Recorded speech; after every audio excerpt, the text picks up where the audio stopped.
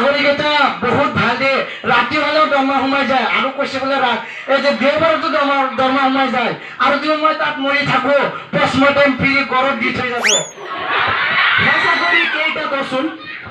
চাকৰি কথা আমাৰ মুৰিয়াবাৰীৰ পৰা যে ট্ৰেইনটো যায় ৰাতি 4টা বজাত যায় নহয়, দি যাওঁতে বুজি লেম্পটো যে সন্মুখে যে লাইটটো থাকে কিবাকে বুজি ফিউজ হৈ যায়, মই লেম্প লৈ ট্ৰেইনৰ আগে আগে দৌৰি থাকিব লাগিব। সেই নমৰে নহয়। আৰু দ্বিতীয়টো কি হৈছে জানা, আজিকালি বহাগৰ বতৰ আহি আছে নহয়, কাৰোবাৰ ঘৰত যদি কাৰেণ্ট নাযায় তাৰ যদি মামৰ দেৰি থাকে মই পানী দি চাফা কৰি দিব লাগিব।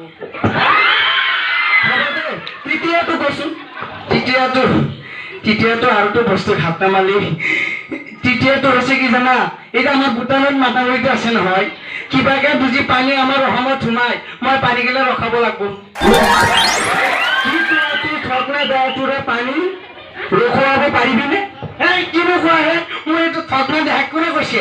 এইটো মোৰ ভুল এছ দি দেহা। এদিন কি হৈছে জানা, মই আৰু নিমকি এনেকুৱা কাজে লাগছো, তাই দয়া এৰি ইমান মাৰ মাৰছে মোক, মোৰ দেহাটো হুইছেল মাৰি দিছে। নগাঁৱৰ পৰা মাৰ খাই আহিছা বোলে? মাৰ খোৱা নাই, কি হৈছে জানা, মই এতিয়া নিমকি ভাল নাপাওঁ নহয়, ফাদাৰ কচম। পিছত মানে মনে মনে কইনা চাবা দিছিলো। কইনা চাবা গৈ কি হৈছে জানা, মাকজনী ইমান সৰুকৈ হেন্দুটো লৈছে, কাঠৰ চশমা দি দেখা নাপাম আৰু চুলি দি ৰাখি আছে। পিছত মই ভাবছো কি এইটো কি ছোৱালী নেকি ভাবি ঠিকছে লাইন মাৰছো। অলপমান পিছত গম পালো ছোৱালীজনীৰ মায়াক শ্বশুৰজনে আহি মোক ইস্ত্ৰি মাৰি দিছে। তইতো প্ৰত্যেকটো কথাতে ফাদাৰ কচম কোৱা কিয় আজি কবা লাগব। এই ইমান লাজৰ কথা তই কি নুবুধলি? ফাদাৰ কচম এইটো মোৰ পাৰ্চনেল কথা। তই যে বুধলি এতিয়াতো মই কওঁ মানুহে মোক মাৰিব, তই কিন্তু ৰিক্স ল'ব লাগব। মই তোৰ ৰিক্স লৈছো।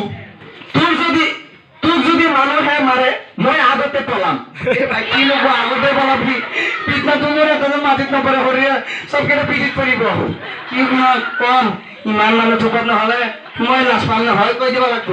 কি হৈছে জানা, মই যেতিয়া মাকৰ পেটত হাত মাহ হৈছে, এতিয়া লেংগা আৰু লেংগি ইমান কাজিয়া লাগছি। শেষত গৈ কোৰ্টত পালে গৈ দুইজনে ডাইভৰ্চ কৰিছে।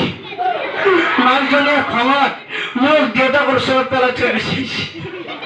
পিছত মই জনমই চালো মাকজনী নাই। পিছত আৰু কি কম, মাক দেখা নাই। পিছত মই ফাদাৰ কচম কৈ আছো। ভালে হৈছে না?